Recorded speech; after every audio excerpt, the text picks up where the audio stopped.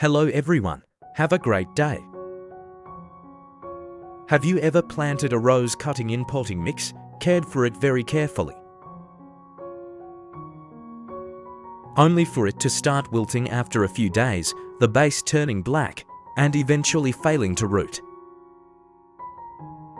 In today's video, I'll share a method I've used many times when propagating roses at home. First, prepare a fresh, firm onion that isn't bruised or rotten. Wash the onion thoroughly to remove any dirt, then peel off the dry outer layer. Many people discard this layer thinking it's useless, but it's actually a very valuable resource for plant care and propagation.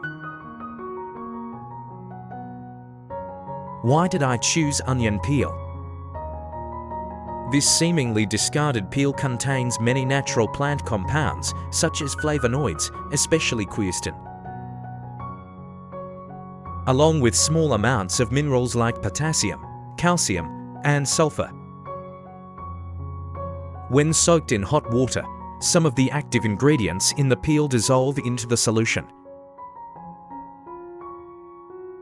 Cut the onion peel into small pieces and place them in a clean glass jar. Onion peel solution is often used by gardeners to clean the surface of cuttings, helping to limit the growth of certain fungi and bacteria in the early stages. At the same time, the dissolved minerals create a more favorable environment for the rose cutting to maintain its vitality while waiting for new roots to form.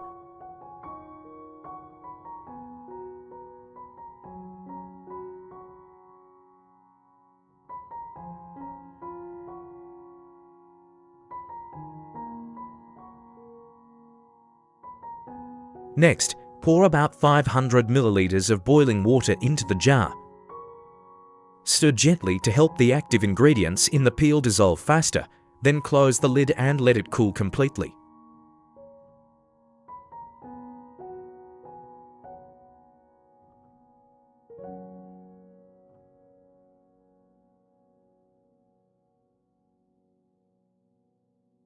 If you've tried propagating roses unsuccessfully, don't despair. Sometimes the problem isn't with the rose variety, but with how you prepare the cutting before planting. Just a few small changes and using readily available kitchen ingredients can create a more favorable environment for the rose cutting to recover, form new roots, and sprout healthy shoots.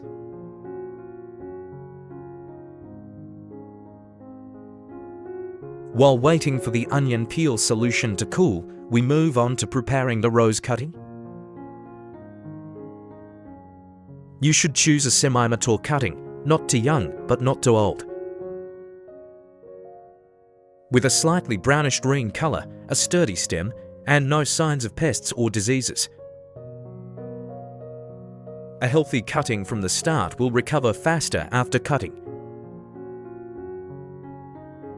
Next, use sharp scissors to remove all the leaves from the cutting. Removing the leaves significantly reduces water loss during the rooting stage. Continue trimming the stem to about 15 centimeters.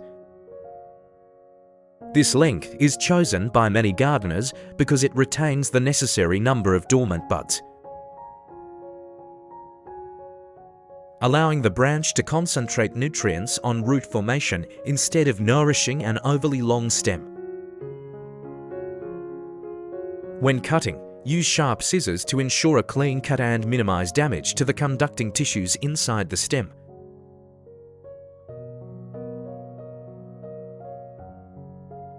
By this time, the onion peel solution should have cooled.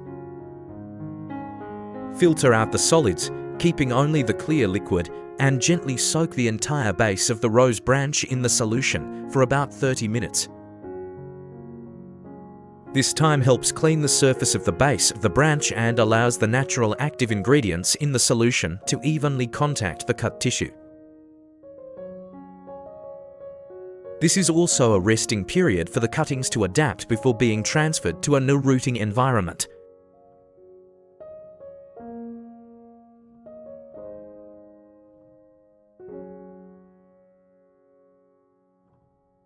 While waiting for the cuttings to soak, we will prepare the second solution. Take about 30 grams of fresh potatoes, wash them thoroughly, and cut them into small pieces to increase the surface area in contact with water. Potatoes contain a lot of starch, a quantity of natural sugar, vitamin C, B vitamins, and many minerals such as potassium and phosphorus. When soaked in water, some of the nutrients will dissolve, creating a light source of nutrients that helps the cuttings have more energy in the first few days when the root system is not yet fully formed. In addition, the moist environment from the potatoes also helps to prevent water loss from the base of the cutting. Put all the potatoes into a clean plastic cup.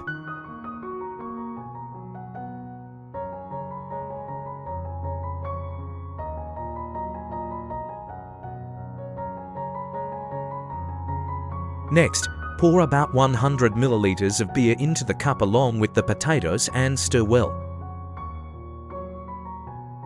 Then let the mixture rest for about 30 minutes. Besides that, there's beer, a familiar ingredient, but also utilized by many gardeners in moderation. Beer contains several B vitamins, amino acids, and a small amount of fermented sugar. When properly diluted, these components can supplement the organic nutrients in the rooting medium.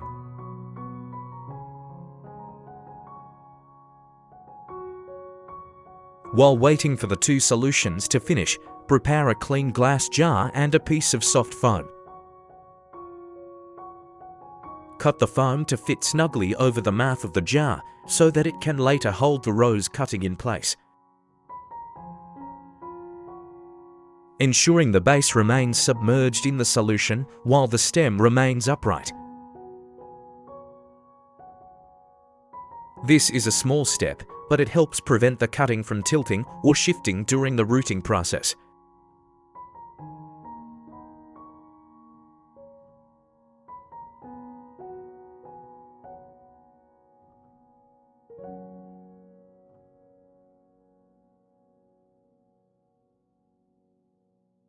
After about 30 minutes, both the onion peel solution and the potato beer mixture have reached the required soaking time. First, gently remove the rose cutting from the onion peel solution. Next, use a thin cloth or sieve to completely remove the potato pulp, keeping only the clear liquid. Then, pour the potato beer solution into the prepared onion peel solution and gently stir until the ingredients are well mixed. If there is too little solution, you can add more clean water to obtain about 3 liters of solution as instructed. Fill the prepared clean glass jar with the prepared solution. Now, take the piece of floral foam that fits the mouth of the jar and gently insert the rose cutting through the center. Adjust it so that the cutting stands straight, not tilted. Then place the floral foam over the mouth of the jar, ensuring that the root of the cutting is deeply submerged in the solution while the stem and dormant buds remain above the surface of the foam. After completion, we need to create a high humidity environment around the cutting. Use a clear plastic bag or a clear plastic cup to completely cover the glass jar and the rose cutting. This covering will help retain moisture, preventing the cutting from losing water before it develops roots to absorb moisture from the environment. However, please note that you should not place the cutting in direct sunlight. The most suitable location is a cool, well-ventilated place with gentle diffused light, protected from strong winds and direct rain. Stable temperature will help the cutting concentrate its energy on callus formation and root development. For the next 10 days, you should observe the cutting once a day.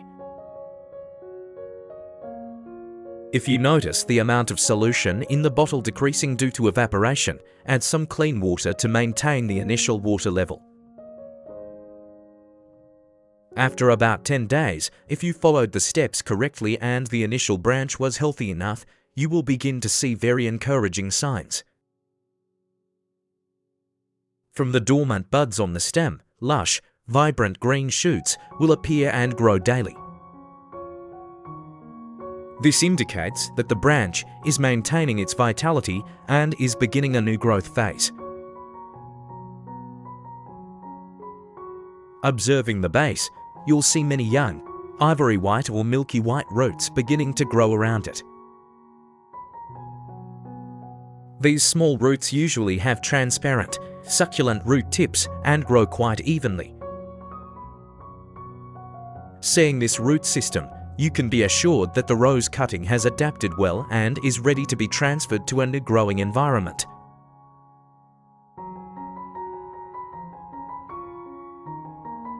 Now, prepare a pot with plenty of drainage holes.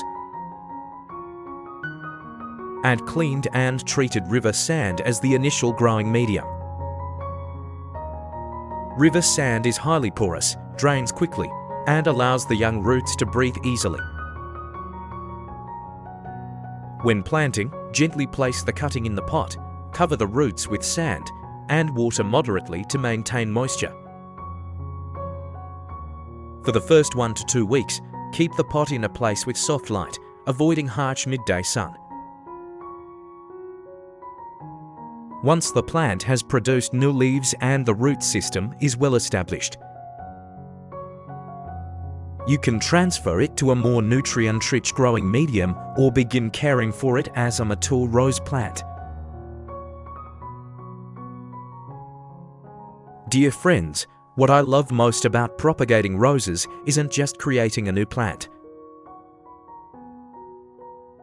but the feeling of watching each new shoot sprout from a seemingly ordinary branch every day. Hopefully, the experiences I've shared will give you another interesting method to try at home. Thank you for taking the time to watch until the end of the video. I wish you all a lush green garden, roses with abundant buds blooming beautifully all year round, and lots of joy on your gardening journey. See you in the next videos.